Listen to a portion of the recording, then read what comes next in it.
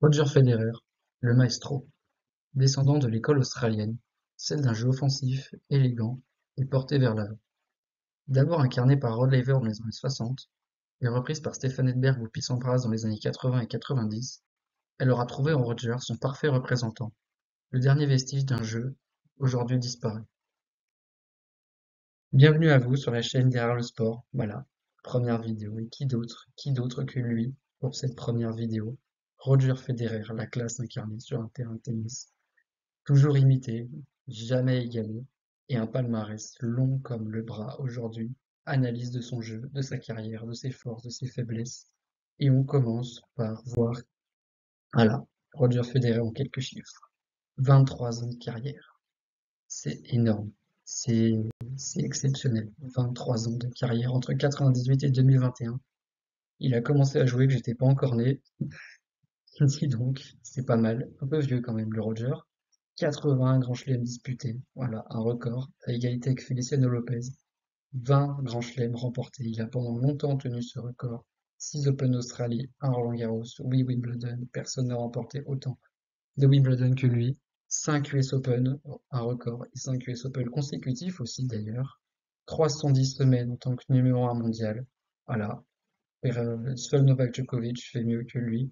Et 237 semaines consécutives. Voilà, Roger Federer Prime, c'était ça. Numéro 1 mondial. Et tout le monde le savait. Personne ne pouvait faire mieux que lui. 103 titres en carrière, deuxième derrière les 109 titres de Jimmy Connors. Une Coupe Davis et une médaille d'or olympique en double. Un palmarès qui parle pour lui. Il y en aura encore beaucoup, beaucoup à dire. Mais voilà, on prend les lignes les plus importantes et c'est déjà beaucoup.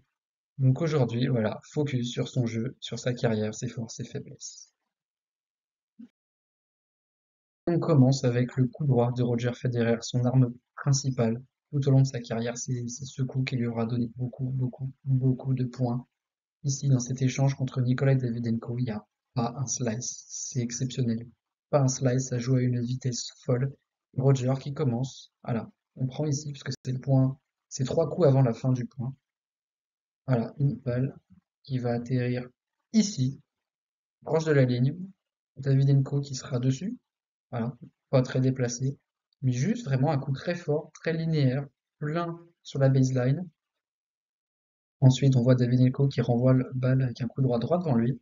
Roger qui se décale en coup droit, voilà un décalage coup droit qui lui aura beaucoup servi tout au long de sa carrière et qui va renvoyer hop, très légèrement sur le revers de Davydenko. Il ne va pas le déplacer énormément sur ce point, mais, voilà, hop, ici ce coup droit qui va finir, ce dernier coup droit là. Pleine balle, une ligne droite, Davydenko qui n'est pas si loin de la balle à l'origine, il finira à 3 mètres. Voilà. La balle va rebondir ici et il n'ira même pas la chercher, il n'ira même pas essayer. Voilà, Roger avec son coup droit, il pouvait toucher vraiment toutes les zones depuis toutes les positions. C'est vraiment exceptionnel. On a encore un exemple avec hop, ici. Alors, un autre type de coup droit, hein, le coup droit slicé de Federer, qui lui aura aussi beaucoup servi dans sa carrière. Beaucoup servi, moins que le coup droit normal, normal entre guillemets, mais ici un coup droit slicé qui aura trompé énormément d'adversaires.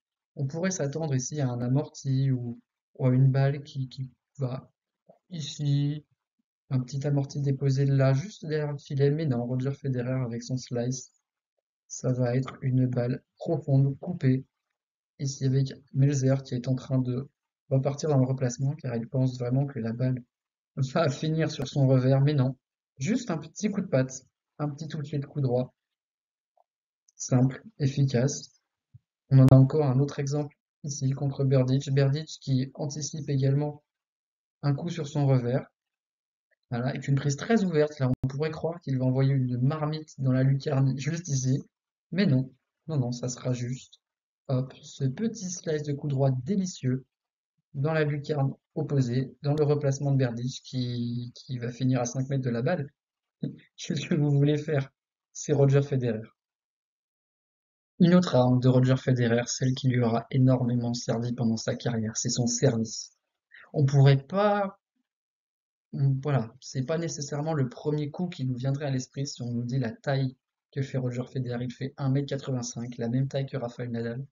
Et quand on voit les services de Nadal, on peut douter du service de Federer.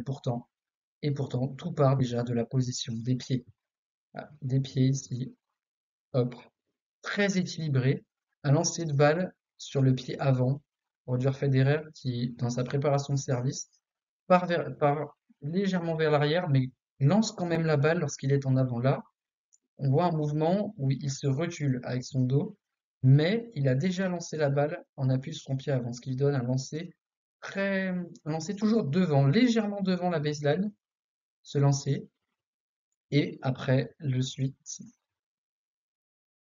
hop, voilà, on se redresse et un lancer un peu pas en arc-en-ciel, un peu en arc-en-ciel, avec une balle qui part d'ici, hop, qui va monter, mais c'est toujours en restant dans l'axe de la raquette, qui est ici.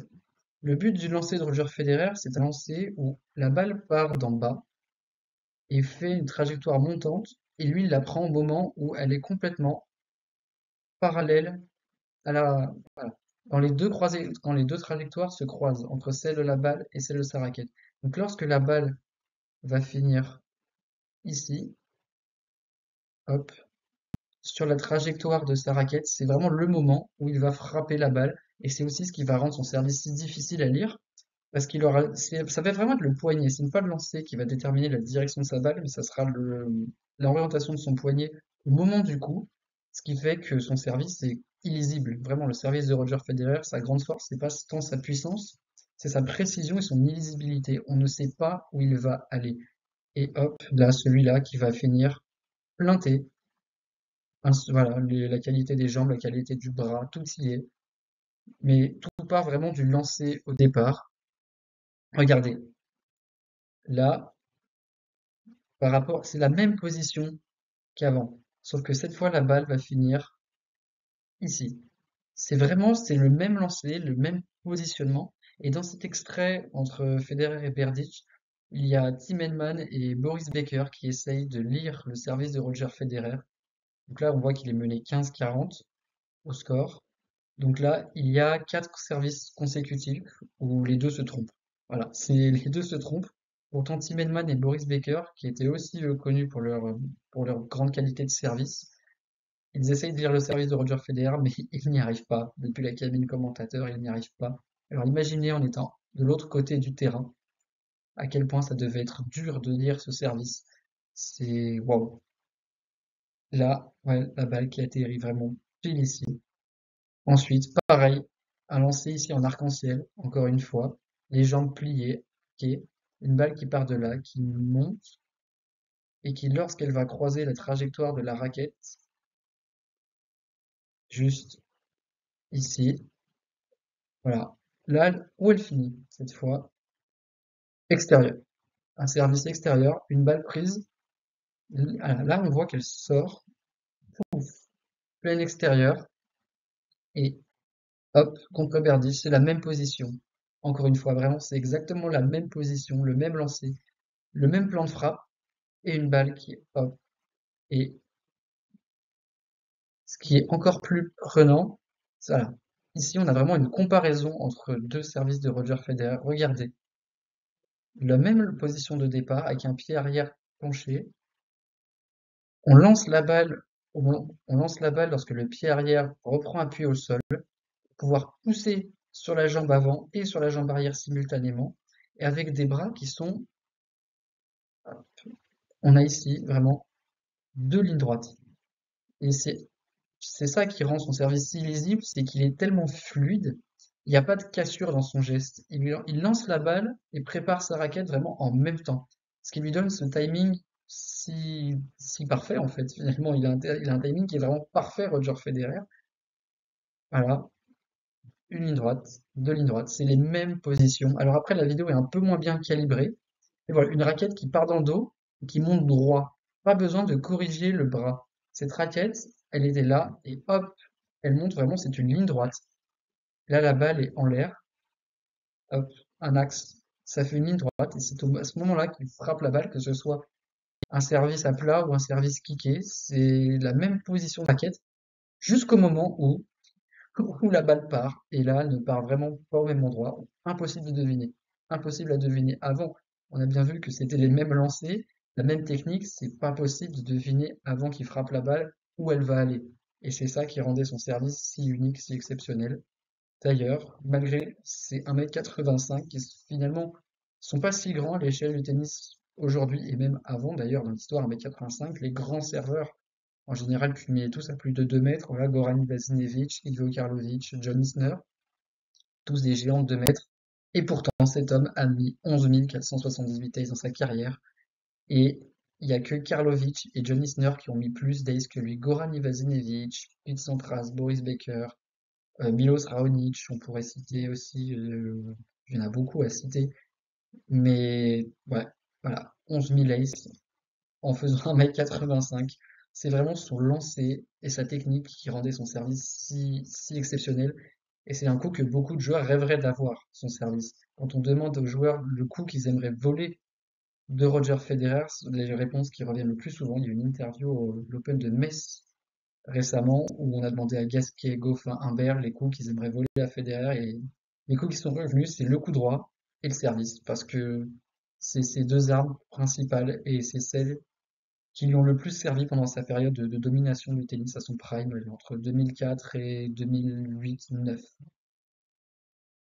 Ici, encore un aspect du jeu de Federer qui est exceptionnel, c'est sa main à la volée. Il a une main, c'est exceptionnel. On n'a jamais vu une main comme la sienne, je pense, dans l'histoire du tennis. Les volées de Federer, c'est quelque chose. Il faisait beaucoup de services volés ou de montées, un jeu très agressif dans son prime, dans ses jeunes années même. Et puis avec l'âge, il a commencé à reculer de plus en plus sur le terrain, ce qui a fait qu'il a eu une période un peu creuse entre 2011 et 2013-14. En 2014, lorsque Stefan Edberg est devenu son coach, il en a refait un attaquant, un joueur qui monte. Ici, on est en 2015 à Wimbledon contre Wawrinka et on va voir une volée vraiment délicieuse. Voilà. Wawrinka qui frappe son revers. Ici, il aurait pu peut-être un peu mieux le placer, mais bon, quand on se fait attaquer par Federer en général, il n'y a pas grand-chose qu'on peut bien faire. Et donc cette balle qui arrive ici. Ici, il faut vraiment se concentrer sur le positionnement de sa raquette. Une raquette qui est encore assez ouverte, une main très ouverte, et on peut légitimement s'attendre, quand on voit la position de Wawrinka, à une volée éventuellement, voilà, assez longue, qui atterrit quelque part par là dans le terrain, ou même, avec sa main ouverte, on pourrait éventuellement également s'attendre à une volée dans le replacement, ici, ou quelque chose de très court, hop, derrière le filet, juste ici. Mais non. Voilà, la main de l'artiste, la main de Roger Federer. Regardez où atterrit la balle. C'est ridicule. Vraiment, une volée court croisée et extrêmement courte. Plus que nécessaire d'ailleurs. Regardez où est Wawrinka encore. À 8, allez, 5 mètres de la balle, voire peut-être même plus. Il n'y avait pas besoin qu'elle soit aussi parfaite. Mais toutes ces volées quasiment sont parfaites. Encore un aspect du jeu de Federer qui le rendait si fort. Voilà, c'est voler, c'est monter à la volée, toujours dans le bon timing, toujours le bon toucher de balle. En parlant de toucher de balle, sa plus belle amortie, tout simplement, contre Berdych, on est à Miami, on est en 2017, le retour de Roger Federer, nouvelle raquette, tamis plus grand.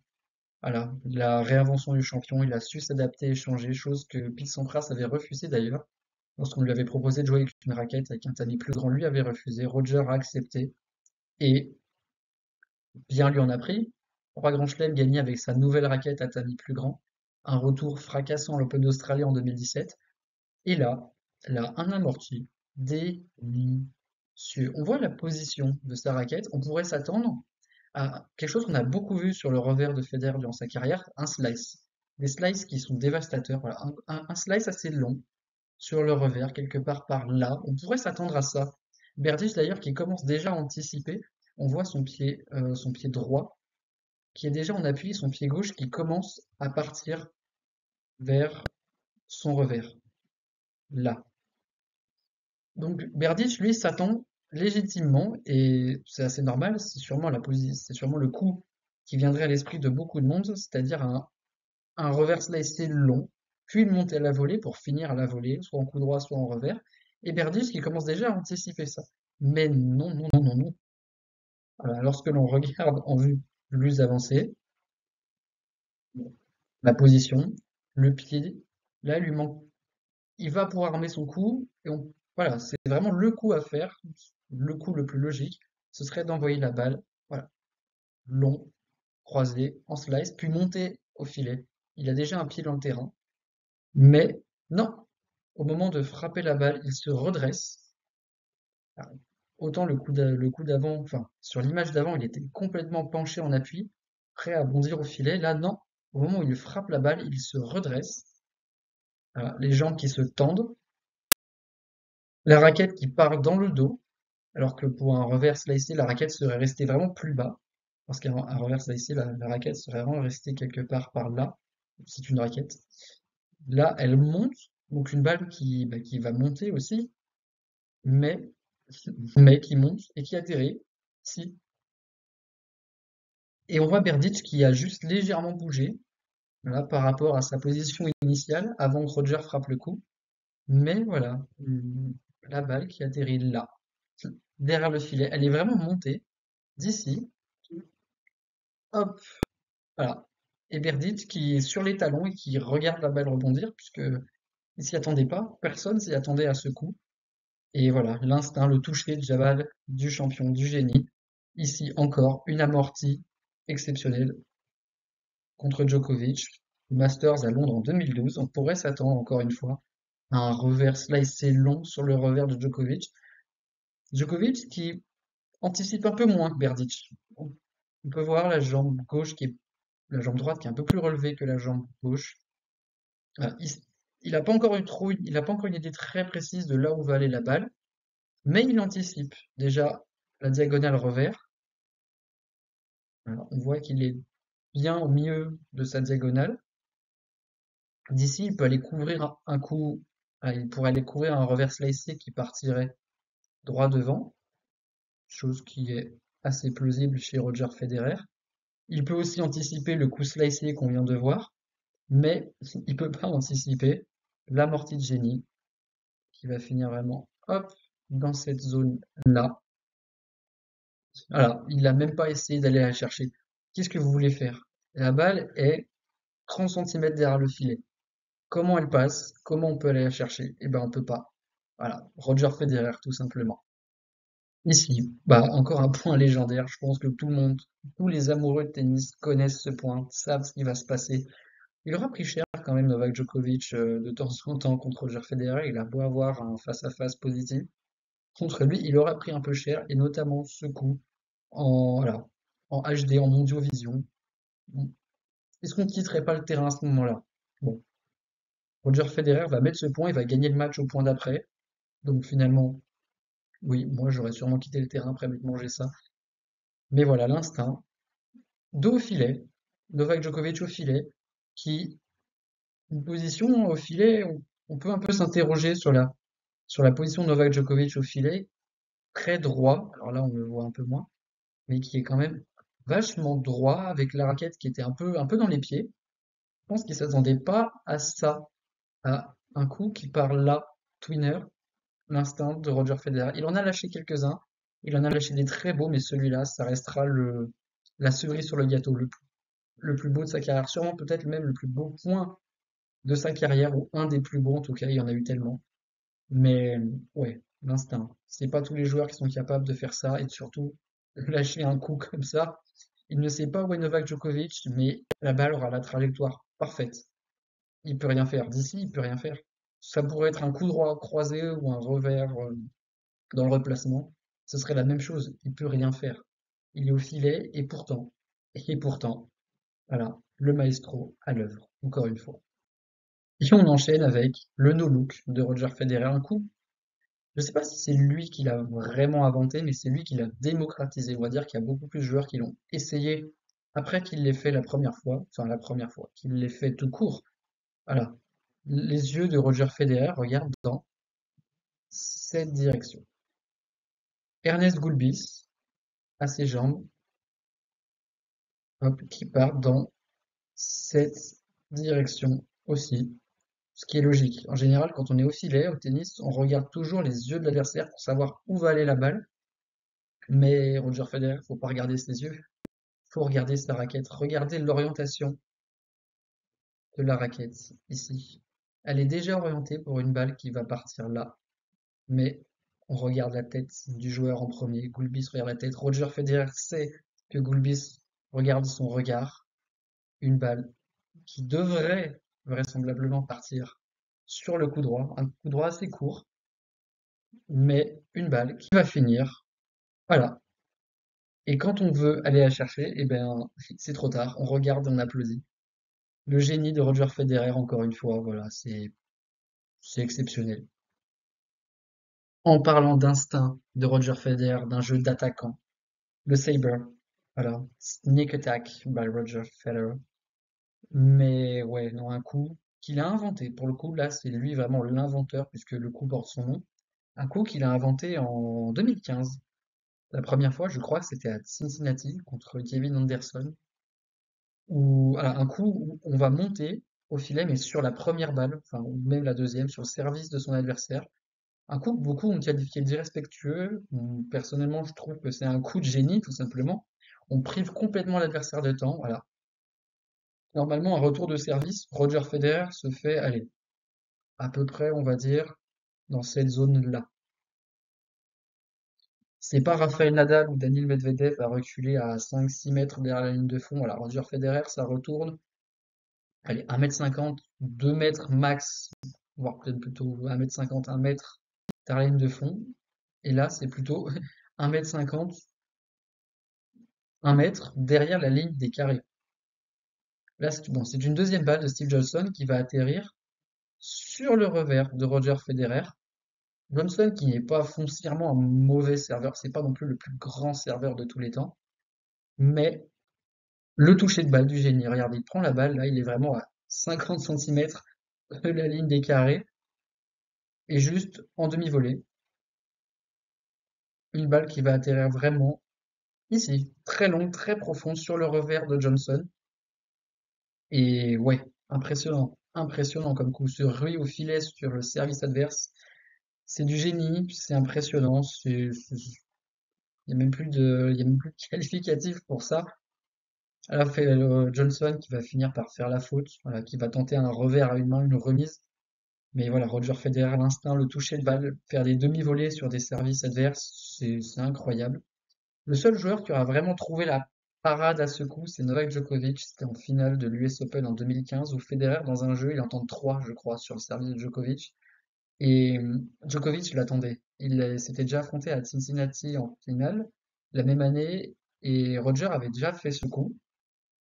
Et Novak n'arrivait pas à le contrer. Et ça y est, il avait trouvé la tactique. Il savait que Federer montrait, il savait que Federer l'attaquerait sur son revers.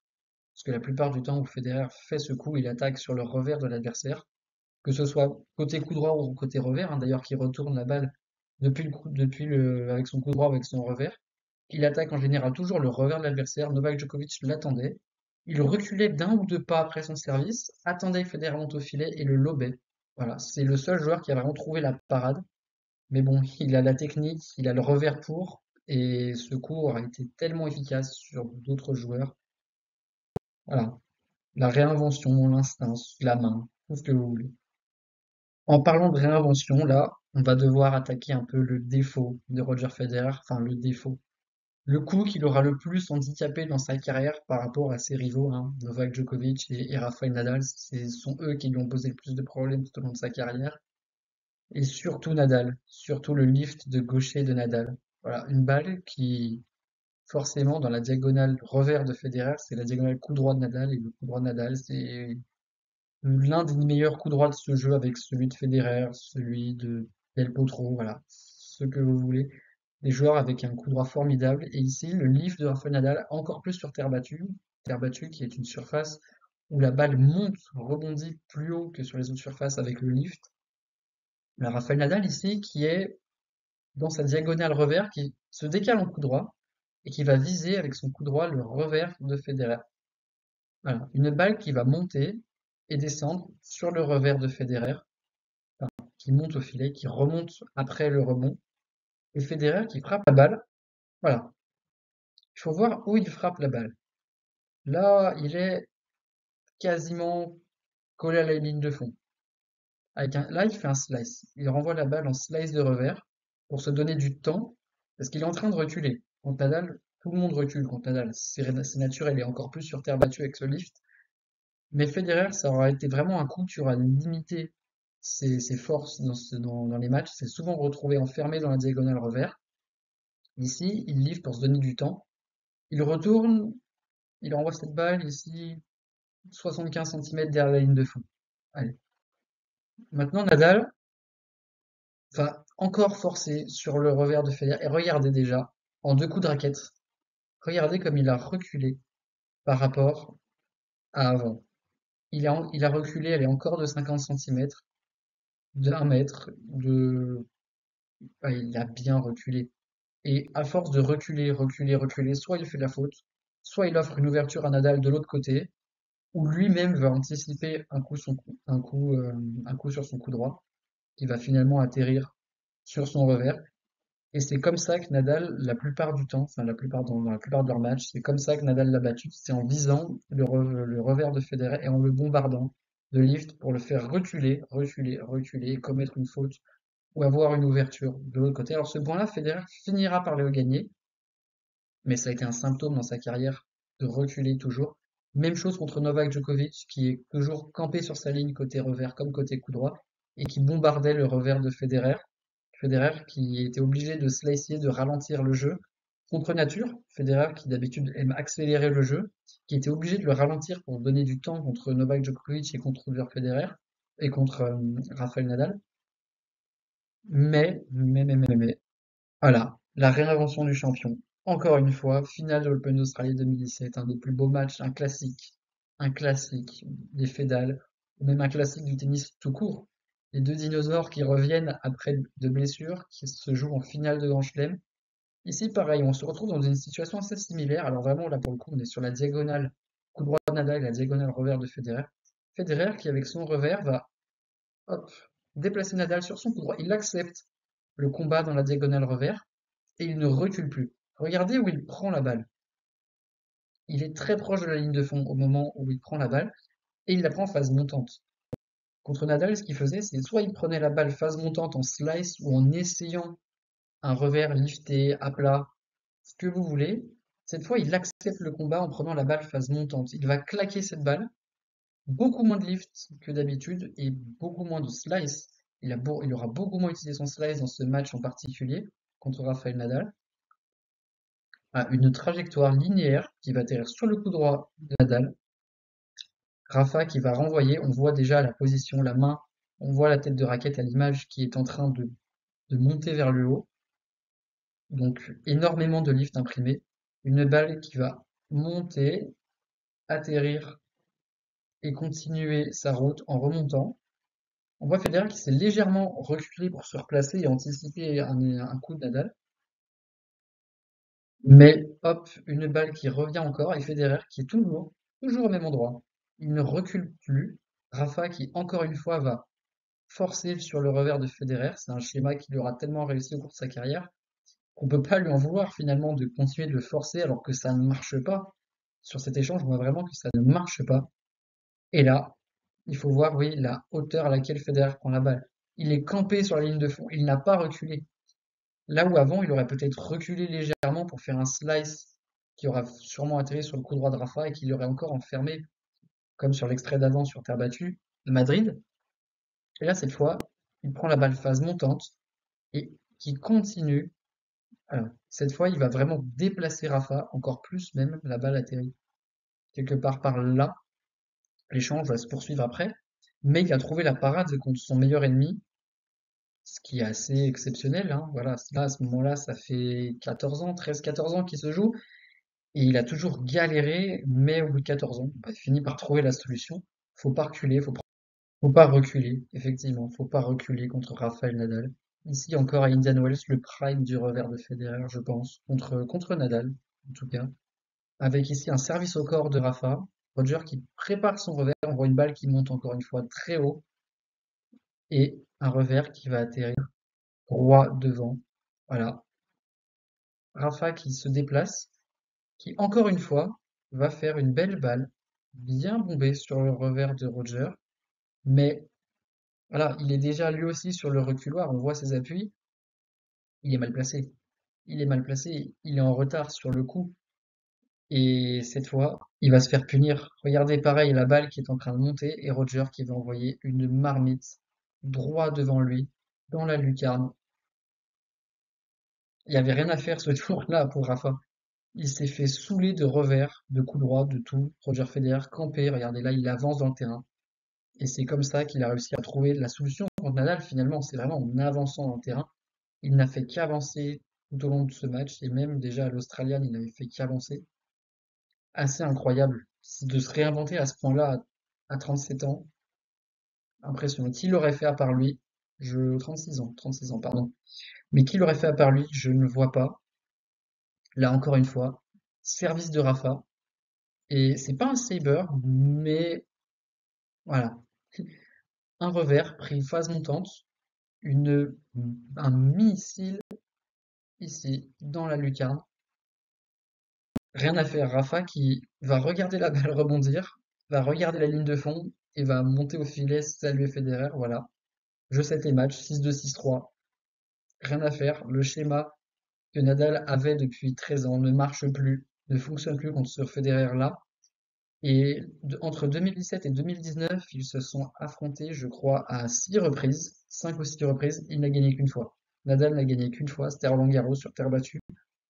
Parce que sur terre battue, son lift marchait encore, et tu as un rebond plus haut. Et sur des surfaces rapides, ils se sont affrontés à Wimbledon ou sur dur, ça ne marchait plus. Donc voilà, finalement, il trouve des solutions à tout, Roger. On passe au point, la vidéo qui me chagrine le plus. Voilà. Comment un joueur comme Roger Federer, un joueur de son talent et de son standing, peut avoir autant de mal à conclure ses occasions, ces matchs un peu tendus, un peu serrés. De 2017 à 2022, Roger Federer a perdu 34 matchs lors de 26,5 de ces matchs, soit plus d'une défaite sur 4. Roger Federer s'est procuré au moins une balle de match. Les, les stats tirées de l'excellente Je sais tes maths, qui travaille sur Eurosport et qui poste toujours des choses très intéressantes au niveau statistique après les tournois ou par rapport à la carrière de certains joueurs. Je vous invite vraiment à aller voir ce qu'elle fait. Ici, voilà, encore un tableau de Je sais tes maths où on voit le nombre de matchs remportés par Roger Federer sur ses 1251 victoires. Il s'arrête à quelques victoires de Jimmy Connors. C'est dommage, il aurait pu aller chercher, il en manque une vingtaine. Est-ce que Nadal y arrivera? Je sais pas. Est-ce que Djokovic y arrivera? Sûrement. Je pense que Djokovic ira battre ce record de Jimmy Connors. En attendant, ici, on a une vidéo sur Roger Federer qui a remporté 24 matchs sur les 1251 de sa carrière où il a sauvé une balle de match. Donc, si on regarde le tableau, on voit ici le tour. Donc, le stade du tournoi où on en est lorsqu'il sauve cette balle de match, lorsqu'il remporte ce match par ailleurs. Hop, regardez les stades. Qui a 16e de finale, quart de finale, 64e de finale, bah, une demi-finale, c'est déjà un peu plus avancé, mais 16e, 8e, 8e, un match de poule, un 8e, un quart, un match de poule, un 8e, un quart, un 8e, une demi, un quart, un quart. Enfin, c'est jamais dans des stades très avancés, à quelques exceptions près. Il y a deux demi-finales, il y a quelques quarts de finale, mais sinon, c'est jamais des stades très avancés. Et puis surtout, quand on voit les noms des adversaires, Tennis Sandgren, ouais, c'est pas le crack intergénérationnel, quoi. Borna Koric, c'est déjà un peu mieux. Gaël Monfils aussi. John Isner aussi. Benoît Paire, bon. Benoît Paire. Nick Kyrgios. Nick Kyrgios, c'est pareil. Berdych, ça peut se comprendre. Marin Cilic, pourquoi pas.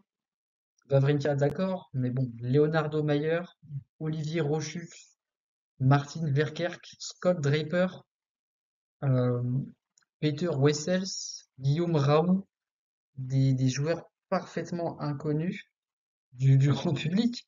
Et Roger Federer qui galère contre ces joueurs. Ça arrive de galérer contre des joueurs méconnus, mais voilà, c'est surtout quand on compare le nom de l'adversaire avec le tour auquel Roger Federer l'a affronté, on voit que c'est pas des matchs avec un enjeu délirant non plus. C'est des matchs où, oui, il est censé gagner quand on voit son standing, quand on voit les années aussi.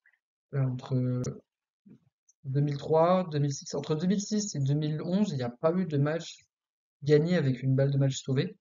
Alors, on était à peu près à son prime à ce moment-là. Voilà, on voit qu'entre 2004 et 2011, Il y a très peu de matchs où il a eu à sauver des balles de match pour gagner, mais quand même, il y en a eu quelques-uns. Et des adversaires, bon, Juan Carlos Ferrero, Olivier Rochus et Andy Roddick.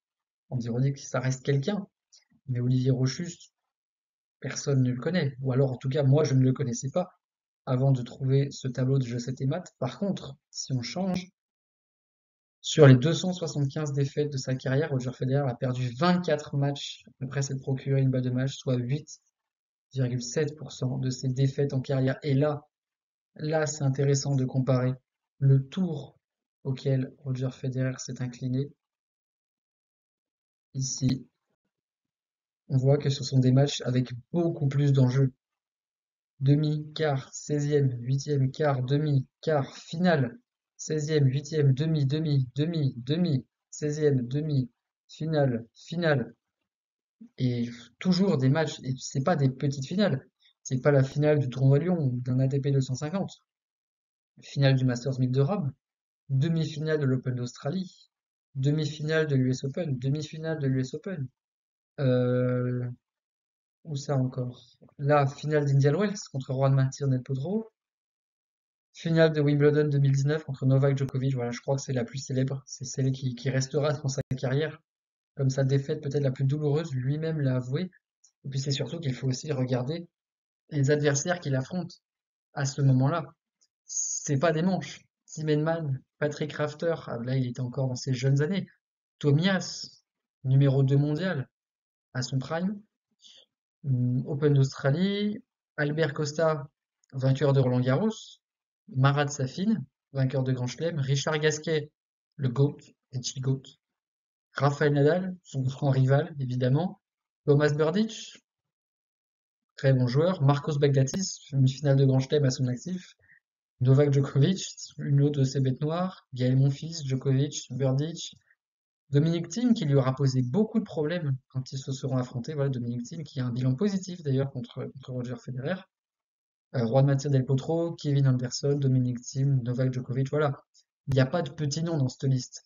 Il n'y a pas de petits noms, à part peut-être Basilashvili, mais bon, Doha 2021, on revient de blessure au genou, ça peut s'excuser. Mais voilà, dans des matchs à enjeu, tendus, et Roger Federer qui a du mal à convertir ses occasions.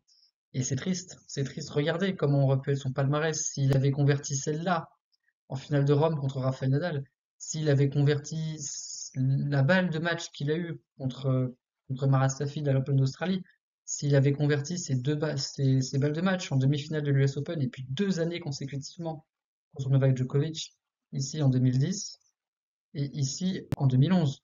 S'il avait réussi à convertir ces balles de match, ça aurait été quelque chose, mais peut-être 2 grands chelems de plus à son actif, peut-être même 3 s'il avait converti celle-ci. Un grand chelem de plus, c'est sûr. Il aurait pu finir sa carrière avec 3 grands chelems de plus, voire peut-être même 4. Ouais, c'est étrange. C'est vraiment une statistique étrange pour un joueur comme lui, qui était si dominant à son prime, de ne pas avoir le mental pour finir des matchs tendus comme ceux qu'il a eus. Et ouais, c'est dommage, c'est dommage. Ça gâche un peu. Voilà, c'est ce qui a peut-être limité encore un poil sa carrière, qui est pourtant illimitée. Mais ouais, on aurait préféré voir Roger finir ses matchs, je pense, bon, sauf ceux contre Nadal, enfin celui contre Nadal. Moi, j'aurais préféré qu'il ne le finisse pas celui-là. Mais bon, il aurait pu avoir une carrière encore plus grande s'il avait peut-être eu un mental un peu moins friable dans les moments très chauds. Voilà, on conclut cette vidéo par merci Roger. Merci à vous d'avoir suivi. C'était la première de la chaîne, j'espère qu'elle vous aura plu. Il y en aura d'autres. Il y en aura d'autres, alors pas forcément que sur le tennis. On va essayer d'élargir un peu nos horizons. Si la vidéo vous a plu, n'hésitez pas à la partager, à lâcher un commentaire et un like, c'est important. Si vous voulez qu'on continue de progresser, qu'on soit de plus en plus nombreux à débattre. Et merci à vous de l'avoir regardé. N'hésitez pas à me suivre sur Instagram pour être informé des prochaines updates sur les prochaines vidéos. Voilà. Merci beaucoup. Ciao, ciao.